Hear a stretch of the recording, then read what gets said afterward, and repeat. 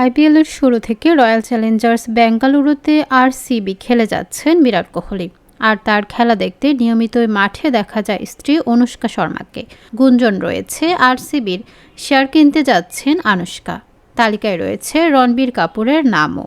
The financial express জানিয়েছে, Indian premier লিগের IPL জনপ্রিয় franchise royal Challengers Bengaluru RCB এর শেয়ার কেনার আগ্রহ দেখাচ্ছেন রণবীর। একই সঙ্গে ফ্র্যাঞ্চাইজিটিতে বিনিয়োগের কথা ভাবছেন অভিনেত্রী অনুষ্কা শর্মাও। প্রতিবেদনে বলা হয়েছে, আনুশকা বেঙ্গালুরুর 3% শেয়ার কিনতে চান, যার জন্য তাকে প্রায় 400 কোটি রুপি বিনিয়োগ করতে হতে পারে। ফুটবলের পাশাপাশি ক্রিকেটেও বিনিয়োগের পরিকল্পনার অংশ হিসেবে রণবীর বেঙ্গালুরুর 2% শেয়ার কিনতে পারেন বলে গুঞ্জন রয়েছে। এজন্য তার ব্যয় হতে পারে 300 থেকে 350 কোটি রুপি।